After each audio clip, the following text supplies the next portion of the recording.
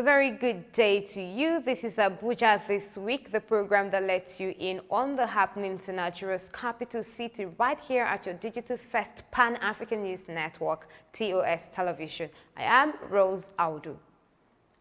In Abuja this week, we saw how operatives of the National Drug Law Enforcement Agency nabbed two Abuja-based partners who allegedly specialized in selling drugged cookies to school children and other inhabitants. In a statement by Femi Babafemi, NDLEA's media director, on Tuesday, the agency said the suspected drug dealers, namely Rhoda Abuja, who is a 300-level university student, and Ifeanyi Nwoko, her boyfriend, were arrested on Sunday. The agency said the duo are part of a syndicate involved in the production of the cookies with Arizona, a highly psychoactive variant of cannabis, alcohol, and refinol, among other ingredients. We also saw how long queues reappeared in Abuja for the purchase of premium motor spirits, otherwise known as petrol, 1 month after normalcy returned to the area. The long queues were observed at some retail outlets in Wuse, Gwarimpa, Wuye, and Kubwa Expressway on Tuesday, while other outlets were not selling the products. Some private car owners expressed sadness over the sudden return of queues at the petrol station in the FCT. Saying it's available. To be available is, it has to be self-explanatory. It's not by one to go on air and say fuel is available when the queue is practically there. I want Nigeria to improve and let's have fuel at all times. In Abuja this week, we also saw the Inter-Party Advisory Council, IPAC, faulted the timetable released by the Independent National Electoral Commission, INEC, for the Federal Capital Territory FCT Area Council elections. The acting national president of IPAC, Chief Ralph Okenwosu, and the National Legal Advisor, Barrister Peter Yola Oyewole, in a statement in Abuja, described the timetable as impromptu. And Governor Seyi Makinde, along with the state government's executive council, approved 1.2 billion naira to construct a new lodge in Abuja for the incumbent and successive governors. The Commissioner of Public Works and Infrastructure, Daud Sangudoyin, disclosed that the council approved 1.2 billion naira to construct a new governor's lodge at number 2 John Kadia Close, Asokoro, Abuja. Sangudoyin further revealed that the new lodge would provide apartments for the governor, deputy governor, chalets, fittings, and furniture, which would be of modern type. In Abuja this week, a group under the auspices of National Assembly Legislative Aids Forum this week besieged the entrance of both National Assembly, protesting over unpaid salary arrears, carrying placards with various inscriptions to their plight, chanting solidarity songs and calling on the attention of lawmakers who have just resumed plenary after a 2-week break.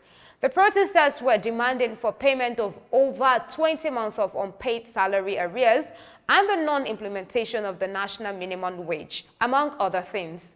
The chairman of National Assembly Legislative Aids, Sanusi Zuru, spoke on the plight, noting that if nothing is done to meet their demands, the quality of the legislation will definitely be far from meeting international standard. The Speaker of the House of Representatives, Femi Gbajabiamila, who responded to the protesters, promised that the National Assembly will look into their demands. The quarterly training, which was supposed to have been done subsequently by the management to the aides, has not been done whatsoever. And you can imagine if the aides are not trained, the quality of legislation that you have here is definitely going to be zero. Sometimes these things can be protracted, but wages owed since 2019 is not excusable. So we'll look into it. I will just ask that you be a little bit patient, a little bit understanding.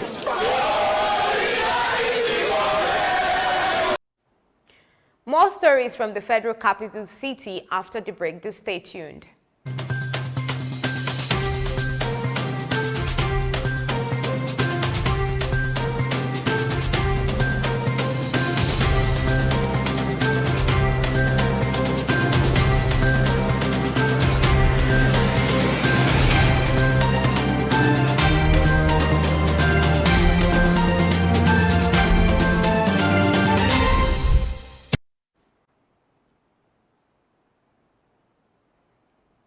Welcome back. This is Abuja This Week on TOS Television.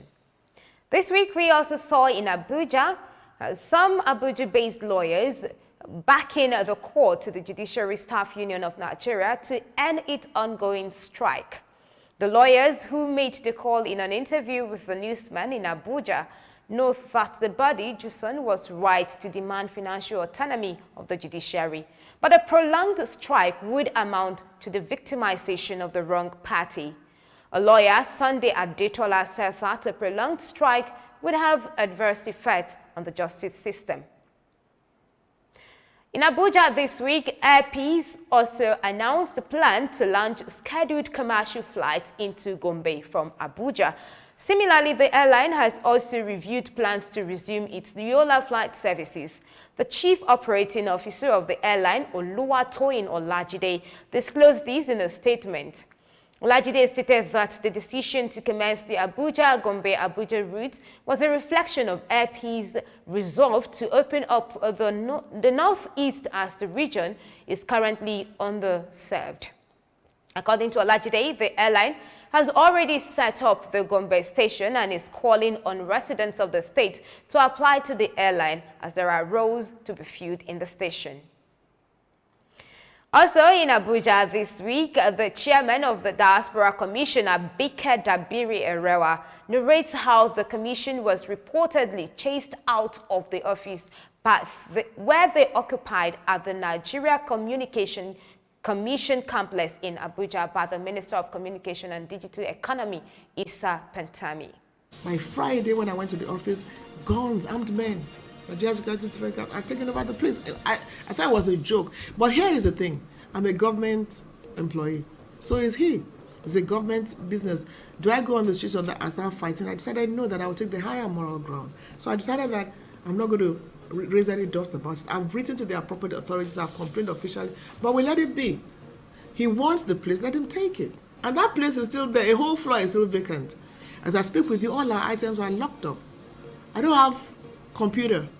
I don't have printers. Everything has been locked up. So after COVID-19, we're hoping we can get to space, move in. And these things locked up were personal printers, personal laptops of our very dedicated staff. Because you know, when you're just starting, a lot of things are not there. So when you talk about challenges, there are many, but even at that, we're working. In the midst of no office, we're involved in evacuation wave, we've been working. So I don't let challenges hold me down, but I know that posterity will judge. So Diaspora is huge, and we're not going to let. Again, the lingering clash between the Islamic movement of Nigeria, otherwise known as Shiites, and the Nigerian police force resurfaced in the heart of the Federal Capital Territory this week. Recall that the IMN leader Sheikh Ibrahim El-Zakzaky and his wife Zinat have been in detention since December of 2015 following a clash between his followers and the Nigerian army in Zaria, Kaduna State. Over 300 members of the IMN were killed during the incident. El-Zakzaky and his wife are currently being prosecuted by the Kaduna State government for alleged culpable homicide and unlawful assembly, among others.